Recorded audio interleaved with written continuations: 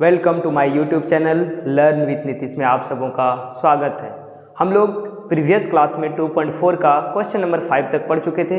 आज हम लोग क्वेश्चन नंबर 6 को देखते हैं। क्वेश्चन नंबर 6 में क्या कहा जा रहा है, बोलता है कि एक विद्यालय में कक्षा 8 के सभी विद्यार्थियों ने प्रधानमंत्री राष्ट्रकोष में 1764 रुपया दान में दिए। प्रत्येक विद्यार्थी ने उतने ही रुपये दान में दिए जितने कक्षा में विद्यार्थी थे। कक्षा के विद्यार्थियों की संख्या ज्ञात कीजिए। देखिए आपसे क्या कहा जा रहा है, बोलता है क्लास 8 के विद्यार्थी हैं, उसमें से क्लास के 8 के विद्यार्थियों ने प्रधानमंत्री के कोष में है ना कितना रुपया करके दान दे रहे हैं, 1764। बोलता है प्रत्येक टोटल पैसा कितना दिया है, 1764 रुपया दान में दे दिया है ना। टोटल कितना पैसा दिया गया, 1764 रुपया दान में। सभी बच्चे मिलकर दिए हैं पैसा, जिससे से टोटल पैसा कितना हुआ, 1764 रुपया दान में दिए। बोलता है कि प्रत्येक विद्यार्थी ने उतने ही रुपये दान में दिए जितने कक्षा में विद्यार्थी थे। मान लेते हैं सपोज दैट कक्षा में विद्यार्थी अगर 50 गो होगा तो हर एक विद्यार्थी ने 50 रुपया करके ही दिया। मान लेते हैं कक्षा में विद्यार्थियों की संख्या 100 होगा तो प्रत्येक विद्यार्थी ने 100 रुपया करके ही दिया है ना। तो कितना विद्यार्थी था ये आपको क्या करना है, निकालना है। यानी कि जितना रुपया दान में दिया उतना ही विद्यार्थी था, जितना रुपया दान में दिया उतना ही क्या था, विद्यार्थी था। वही चीज बोला गया है, प्रत्येक विद्यार्थी ने, प्रत्येक मतलब हर एक विद्यार्थी ने, एक एक विद्यार्थी ने उतना रुपया, जितना रुपया उतने रुपये दान में दिए जितने कक्षा में विद्यार्थी थे। यानी उसी तरह जैसे कि कक्षा में विद्यार्थी अगर 150 रहेगा तो प्रत्येक विद्यार्थी यानी कि एक एक विद्यार्थी कितना रुपया करके दिया, 150। यदि कक्षा में 78 बच्चा है तो एक एक बच्चा 78 रुपया करके दिया। यहाँ पर साफ सुथरा बोल रहा है जितना पैसा दिया प्रत्येक बच्चा उतना ही विद्यार्थी था। तो आपसे लास्ट में क्या पूछा, कक्षा के विद्यार्थियों की संख्या ज्ञात कीजिए। तो एक काम करते हैं, सबसे पहले हम क्या करते हैं कि कक्षा में कितना विद्यार्थी था वो ही मान लेते हैं। माना है ना, पता नहीं है हमको तो मान लेते हैं। माना कक्षा 8 में विद्यार्थियों की संख्या, माना कक्षा 8 में विद्यार्थियों की संख्या इक्वल टू x। मान लेते हैं सपोज दैट x विद्यार्थी था है ना। तो बोलता है कि जितना विद्यार्थी था उतना रुपया करके ही प्रत्येक विद्यार्थी दिया है ना। तो लिखेंगे इसीलिए प्रत्येक विद्यार्थी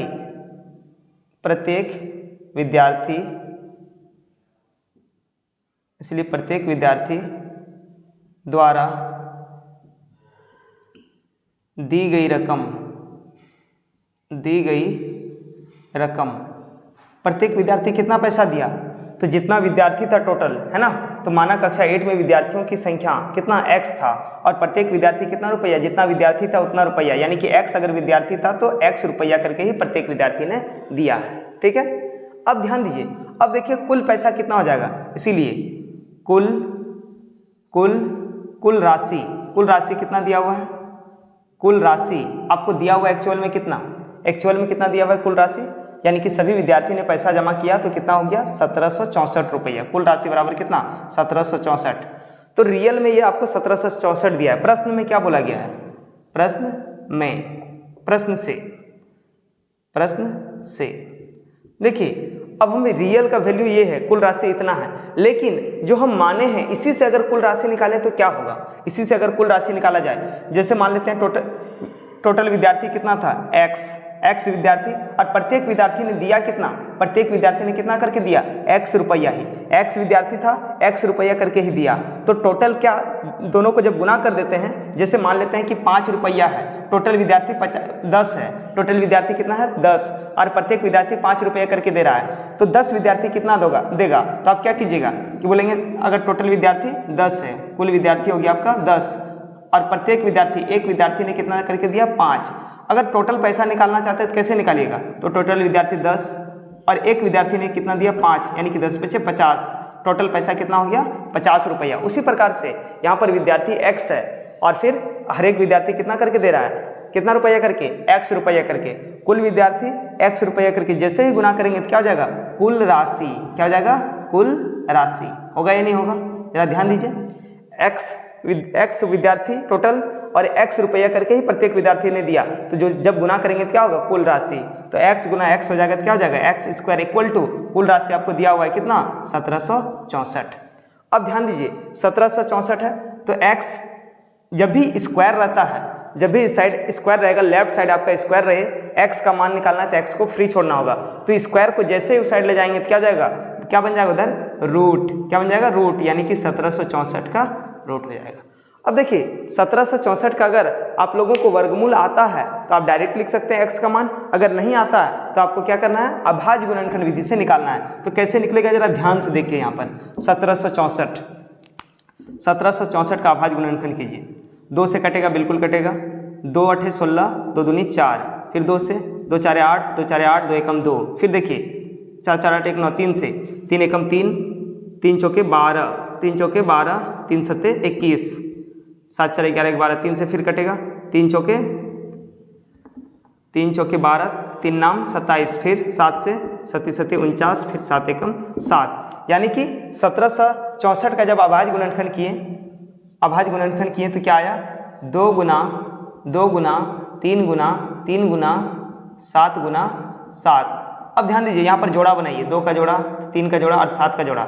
x बराबर क्या हो जाएगा, देखिए जब भी हम लोग वर्गमूल निकालते हैं तो कैप से हमेशा जोड़ा में से एक एक करके बाहर निकालते हैं। 2 गुना 3 गुना 7, देख लीजिए x बराबर क्या हो गया, 2 तिया 6, 6 सत्ते 42, यानी कि साफ पता चल गया 42। तो क्या बोला गया आपसे, कक्षा में विद्यार्थियों की संख्या ज्ञात कीजिए। तो कक्षा में विद्यार्थियों की संख्या कितना है, x है, तो लिखेंगे अतः कक्षा में विद्यार्थियों की संख्या, कक्षा में विद्यार्थियों की संख्या इक्वल टू x का मान कितना आया, 42। ये आपका आंसर हो गया। ठीक है, ये क्वेश्चन नंबर 6 का ये आंसर है। समझ में आ गया आप लोगों को। अब क्वेश्चन नंबर 7 की ओर बढ़े। क्वेश्चन नंबर 7 में क्या कहा जा रहा है, बोलता है शमसुल ने एक विद्यालय में विद्यार्थियों के बीच टॉफियां बांटी। टॉफी बांटने के लिए विद्यार्थियों को पंक्ति में खड़ा किया गया। प्रत्येक पंक्ति में उतने ही विद्यार्थी हैं जितनी पंक्तियों की संख्या है। यदि शमसुल ने कुल 12,544 टॉफी बांटी तो पंक्ति की संख्या और विद्यार्थियों की संख्या निकालिए। सबसे पहले देखिए पंक्ति किसको कहा जाता है। आप लोग स्कूल में बेंच में बैठते होंगे इस प्रकार से, यहाँ एक इंसान, यहाँ दूसरा, तीसरा, चौथा, इस तरह करके, है ना। तो एक पंक्ति ये हो गया, दूसरा हो गया, तीसरा हो गया, चौथा हो गया, पांचवा हो गया। तो इसमें क्या बोला है कि बोलता है कि शमसुल ने विद्यार्थियों के बीच टॉफियां बांटी। टॉफी बांटने के लिए विद्यार्थियों को पंक्ति में खड़ा किया गया, यानी कि विद्यार्थी को इस तरह करके पंक्ति में खड़ा किया। सब उधर मुड़ करके है या फिर इधर मुड़ करके है, खड़ा किया गया। प्रत्येक पंक्ति में उतने ही विद्यार्थी हैं जितने पंक्तियों की संख्या। मान लेते हैं सपोज दैट पंक्तियों की संख्या कितना है, मान लिए अभी पंक्तियों की संख्या क्या गो लिए हैं, 1 2 3 4 5 गो। तो बोलता है कि पंक्ति की संख्या जितना है विद्यार्थी भी प्रत्येक पंक्ति में उतना ही है। अगर पंक्ति की संख्या है तो प्रत्येक पंक्ति में विद्यार्थी कितना खड़ा है, 5 5, 1 2 3 4 1 5। इसमें भी कितना, 1 2 3 4 5 गो है। इसमें भी 1 2 3 4 5, इसमें भी 1 2 3 4 5, इसमें भी 1 2 3 4 5। यानी कि पंक्ति की संख्या जितना है प्रत्येक पंक्ति में उतना ही विद्यार्थी है। अगर मान लेते हैं पंक्ति की संख्या 6 हो जाता, कितना हो जाता है 6, तो विद्यार्थी हर एक पंक्ति में कितना करके खड़ा रहता है, 6 6 करके, कितना करके 6 6 करके। ठीक है, 1 2 3 4 5 6।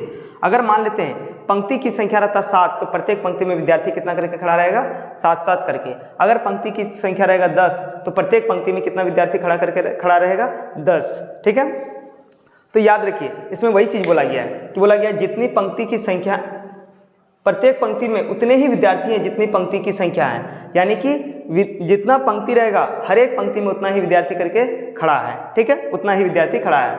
अब ध्यान दीजिए, अब बोला गया है कि यदि शमसुल ने कुल 12,544 टॉफियां बांटी तो पंक्ति की संख्या और विद्यार्थियों की संख्या निकालिए। अब ध्यान दीजिए, अगर बोला जाए कैसे निकालेंगे, अगर मान लेते हैं टोटल पंक्ति मान लेते हैं कितना गो है, 1 2 3 4 5 6 गो है टोटल पंक्ति 6, और प्रत्येक पंक्ति में बैठा है कितना गो करके है, खड़ा कितना करके है, 6 6 करके ही। तो 6 6 के कितना हो गया, टोटल विद्यार्थी कितना हो गया, 36। कितना हो गया, 36। तो उसी तरह अगर मान लेते हैं वो जितना भी टॉफी होगा, मान लेते हैं कि पंक्ति की संख्या हम x मान लिए, क्या मान लिए, x।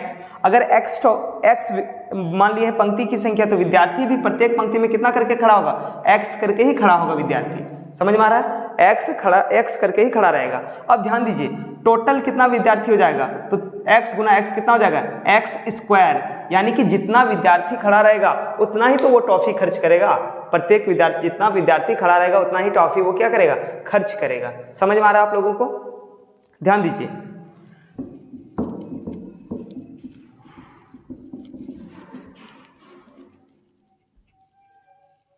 लिखेंगे माना कुल पंक्तियों की संख्या, माना कुल पंक्तियों की संख्या इक्वल टू x, इसीलिए तथा प्रत्येक पंक्ति में खड़े विद्यार्थियों की संख्या,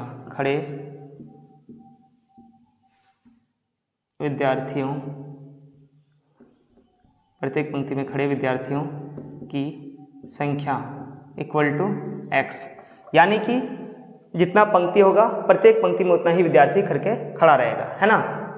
अब ध्यान दीजिए, अगर पूछा जाए टोटल कितना विद्यार्थी है, तो टोटल विद्यार्थी निकालने के लिए क्या करना होगा, x गुना x, कुल पंक्ति गुना प्रत्येक पंक्ति में विद्यार्थियों की संख्या इक्वल टू क्या, उतना ही क्या टॉफी है, हाँ, यानी कि जितना बच्चा है उतना ही वो क्या लाया होगा, टॉफी बांटा होगा। जितना भी बताया टोटल सभी बच्चा को टॉफी दिया है, तो जितना बच्चा आया होगा उतना ही बच्चा को क्या किया, टॉफी दिया है। यानी कि आपका जाके कुल विद्यार्थियों की संख्या, या फिर आप लिख सकते हैं प्रश्न से। अब ध्यान दीजिए, अगर टोटल विद्यार्थी निकालेंगे तो कैसे निकालेंगे, सबसे पहले टोटल पंक्ति की संख्या x और प्रत्येक पंक्ति में खड़े विद्यार्थियों की संख्या x, तो x गुना x कर देंगे तो क्या टोटल विद्यार्थी हो जाएगा, हाँ, टोटल विद्यार्थी को ही क्या करेगा, वो क्या देगा, टॉफी देगा। कितना टॉफी देगा, 12,544, यानी कि 12,544 हो गया। ये प्रश्न में कहा जा रहा है जितना विद्यार्थी है उतने ना विद्यार्थी को टॉफी देगा, तो इसीलिए विद्यार्थियों की संख्या इज इक्वल टू टॉफी की संख्या, कुल विद्यार्थियों की संख्या इज इक्वल टू टॉफियों की संख्या। ठीक है, जितना विद्यार्थी है टोटल उसमें उस क्लास में उतने विद्यार्थी को टॉफी देगा, तो यानी कि कुल विद्यार्थियों की संख्या इज इक्वल टू टॉफियों की संख्या हो जाएगा। ठीक है, x गुना x क्या हो जाएगा, x स्क्वायर बराबर 12,544। अब ध्यान दीजिए, अब यहाँ पर x का मान निकालना है, तो रूट अंडर 12,544। देखिए, अगर नहीं आता है वर्गमूल तो आप अभाज्य गुणनखंड विधि से निकाल लीजिएगा, तो क्या हो जाएगा इसका मान, x बराबर इसका वर्गमूल जब निकालेंगे तो कितना आ जाएगा, 112। यानी कि हमको पता चल गया कि बट तो पंक्ति की संख्या ज्ञात कीजिए, पंक्ति की संख्या कितना माने हैं, कुल पंक्तियों की संख्या x, यानी कि टोटल पंक्ति कितना है 112। तो लिखेंगे अतः पंक्ति की संख्या x इज इक्वल टू 112। साथ ही साथ क्या बोला गया है, विद्यार्थियों की संख्या, तो टोटल विद्यार्थी कितना हो जाएगा, देखिए ना, एक पंक्ति में x, दूसरा पंक्ति में x, तो x गुना x कितना हो गया, x स्क्वायर, यानी कि ये जो वैल्यू आया है ना, कुल विद्यार्थियों की संख्या आ गया है। तो तथा कुल विद्यार्थियों की संख्या, कुल विद्यार्थियों की संख्या इक्वल टू x स्क्वायर, क्योंकि x गुना x ही x, कुल विद्यार्थियों की संख्या x गुना x is equal to x square, और x स्क्वायर का मान निकल चुका है, यानी कि टोटल जितना टॉफी है उतना ही विद्यार्थी है, कितना 12,544, तो 12,544 ही आपका आंसर, यही टोटल विद्यार्थी है ना। कैसे टोटल विद्यार्थी है, टोटल पंक्ति x, प्रत्येक पंक्ति में विद्यार्थी x, तो x टोटल कुल पंक्ति को प्रत्येक पंक्ति में उपस्थित विद्यार्थी की संख्या से गुना कर देंगे तो क्या हो जाएगा, कुल विद्यार्थी निकल जाएगा, और कुल विद्यार्थी x स्क्वायर हो गया, x स्क्वायर का मान कितना है 12,544। क्वेश्चन नंबर 7 आपका बन गया। 2.4 का क्वेश्चन नंबर 8 है, जो कि अंतिम क्वेश्चन है। ध्यान दीजिए, इसमें क्या बोल रहा है, एक आयत का क्षेत्रफल 1764 सेंटीमीटर स्क्वायर है, यदि आयत की लंबाई इसकी चौड़ाई की 4 गुनी है तो आयत की लंबाई एवं चौड़ाई ज्ञात करें। ध्यान दीजिए, इसमें क्या बोला जा रहा है, आयत का क्षेत्रफल दे दिया है 1764, आयत का लंबाई बोला गया है इसकी चौड़ाई की 4 गुनी है, यानी कि लंबाई चौड़ाई की 4 गुनी। अगर हमको चौड़ाई पता चल जाए तो लंबाई निकाल देंगे 4 गुना करके। कैसे, जैसे बोला कि आयत की लंबाई जो है चौड़ाई की 4 गुनी, यानी कि चौड़ाई जो आएगा उसका 4 गुना है लंबाई। तो अगर मान लेते हैं चौड़ाई पता चल गया, मान लेते हैं चौड़ाई अगर सपोज दैट 5 है, 5, तो लंबाई कितना होगा, चौड़ाई का 4 गुनी, यानी कि 5 गुना 4 इज इक्वल टू कितना हो जाएगा 20। समझ में आ रहा है। फिर से देखिए, मान लेते हैं चौड़ाई ले लिए 8, अगर चौड़ाई 8 है तो क्या बोला गया है, आयत की लंबाई जो है चौड़ाई की 4 गुनी, तो 8 है तो 8 गुना 4 है ना, लंबाई जो है चौड़ाई का 4 गुना है, तो 8 चौके कितना हो गया 32, हुआ या नहीं हुआ। तो इसीलिए इस तरह के सवाल में हमेशा जब भी बोले कि लंबाई चौड़ाई का इतना गुना है, या फिर चौड़ाई लंबाई का इतना गुना है, या फिर इस तरह राम की आयु रोहन की आयु की 5 गुनी है, 6 गुनी है, 10 गुनी है, तो इस तरह के सवाल में हमेशा ध्यान रखिएगा किसको मानना पड़ेगा, क्या करना होगा, मानना होगा। तो किसको माने, लंबाई को माने या चौड़ाई। तो हमेशा याद रखिएगा कि सेकंड वाला जिसका चर्चा सेकंड में होगा, तो सबसे पहले बोला गया यदि आयत की लंबाई, पहले लंबाई का चर्चा है और इसकी चौड़ाई यानी कि चौड़ाई का चर्चा बाद में है, तो यानी कि इस तरह के सवाल में सेकंड वाला को क्या कर लेंगे, मान लेंगे। जैसे लंबाई पहले है, सेकंड नंबर में क्या है, चौड़ाई, यानी कि चौड़ाई को मान लेंगे। ठीक है, तो आयत की चौड़ाई माना, आयत की चौड़ाई, चौड़ाई जिसको हम लोग ब्रेथ बोलते हैं, है ना, आयत की चौड़ाई इज इक्वल टू क्या मान लेते हैं, x, तथा आयत की लंबाई क्या बोला गया है, लंबाई क्या बोला गया है, चौड़ाई की 4 गुनी, है ना, यानी कि आयत की लंबाई जिसको L से हम लोग डिनोट करेंगे, चौड़ाई का 4 गुना है, चौड़ाई का 4 गुना, चौड़ाई का 4 गुना। तो चौड़ाई देखिए कितना है, चौड़ाई कितना है, माने कितना, x का 4 गुना, कितना हो गया 4x गुना 4 करेंगे तो 4x, यानी कि आपको लंबाई पता चल गया, लंबाई पता चल गया और ये क्या हो गया, चौड़ाई। तो आयत का क्षेत्रफल आपको दिया हुआ है, आयत का क्षेत्रफल, आयत का, इसीलिए आयत का क्षेत्रफल इक्वल टू क्या होता है फॉर्मूला, लंबाई गुना चौड़ाई, लंबाई गुना चौड़ाई। अब ध्यान दीजिए, आपको लंबाई कितना दिया हुआ है, लंबाई 4x, तो लिखेंगे 4x, चौड़ाई कितना दिया है x, और रियल में आयत का क्षेत्रफल दिया कितना है, रियल में 1764 सेंटीमीटर स्क्वायर, ये आपको रियल में वैल्यू दिया हुआ है आयत के क्षेत्रफल का। तो आयत का क्षेत्रफल का ये वैल्यू आयत के क्षेत्रफल के नीचे लिख दिए, इक्वल टू ये दोनों को गुना कीजिए, 4x गुना x करेंगे तो 4x स्क्वायर होगा। अब ध्यान दीजिए, मेरा टारगेट रहेगा कि लंबाई और चौड़ाई निकालना, अगर x का मान निकाल देंगे तो लंबाई चौड़ाई निकल जाएगा। तो यहाँ पर x का मान निकालने के लिए सबसे पहले इसके साथ जो भी संख्या है उसको हटाइए, यहाँ से 4 गुना में है x स्क्वायर के साथ, इधर आएगा किस में होगा, भाग में, यानी कि 1764 सेंटीमीटर स्क्वायर बटे 4। अब 4 से भाग दे दीजिए इसको, इधर क्या बचा था, x स्क्वायर सिर्फ बचा है, तो इसको भाग दे दीजिए 4 से। अगर नहीं भी भाग दीजिएगा तो कोई दिक्कत नहीं है, अगर भाग देना चाहते हैं तो भाग दे दीजिए, 4 से भाग दीजिए तो कितना बार में लगेगा, 4 से भाग दीजिए, 4 एकम 4, 4 का टेबल से ये कितना बार में लग जाएगा, 4 4 16, 4 4 16 है ना, 4 4 16 और 4 एकम 4, 441 बार में, है ना। इसीलिए क्या हो जाएगा, x square is equal to, हम लिखेंगे 441 centimetre square is equal to x square. अब इसको थोड़ा सा सॉल्व कीजिए, हम इसको थोड़ा सीधा कर देते हैं, x स्क्वायर बराबर 441 सेंटीमीटर स्क्वायर, x बराबर, देखिए जब भी स्क्वायर इस साइड आता है तो बराबर के लेफ्ट साइड अगर स्क्वायर है तो राइट साइड ले जाने पर क्या होगा, रूट बन जाता है, तो यानी कि रूट अंडर 441 सेंटीमीटर स्क्वायर। यहाँ तक किसी को भी डाउट नहीं है। अब ध्यान दीजिए, अब हम x का वर्गमूल, इसका वर्गमूल 441 का वर्गमूल निकालेंगे, तो 441 का वर्गमूल आप लोग जानते हैं तो अच्छी बात है, नहीं तो अभाज्य गुणनखंड आप लोग कर लीजिएगा, है ना, अभाज्य गुणनखंड कर लीजिएगा, सबको पता होना चाहिए अभाज्य गुणनखंड, ये हम पहले भी क्लास में बता चुके हैं। तो 441 का क्या हो जाएगा, 21 सेंटीमीटर, 2 गो है तो रूट के अंदर है तो एगो बाहर निकल जाएगा, यानी कि 21 सेंटीमीटर। 441 का वर्गमूल कितना हो जाता है, 21, और 2 गो सेंटीमीटर है तो एगो सेंटीमीटर क्या हो गया, बाहर हो गया। तो अब क्या बोला गया है, लंबाई और चौड़ाई निकालने के लिए, तो लास्ट में क्या लिखेंगे, अतः आयत की लंबाई क्या माने हैं, लंबाई देखिए यहाँ पर आयत की लंबाई बराबर क्या है, 4x, तो 4 इंटू एक्स के जगह कितना निकला है, x का मान देखिए यहाँ कितना निकला है, 21 सेंटीमीटर, तो x की जगह लिखिए 21 सेंटीमीटर, गुना कर दीजिए, 4 एकम 4, 4 दूनी 8, यानी कि 84 सेंटीमीटर लंबाई निकल गया। तथा आयत की चौड़ाई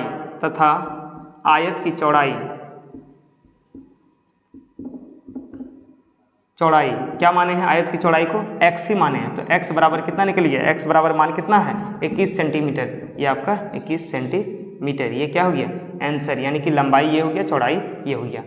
ठीक है, ये वीडियो पूरी तरह से समाप्त हो गया है 2.4 अगर आप लोगों को हमारा पढ़ाने का तरीका अच्छा लग रहा होगा तो आप लोग हमारे चैनल को सब्सक्राइब कीजिए और बेल आइकन को दबाना ना भूलें, ताकि आने वाला वीडियो आप लोगों तक सबसे पहले पहुंच सके।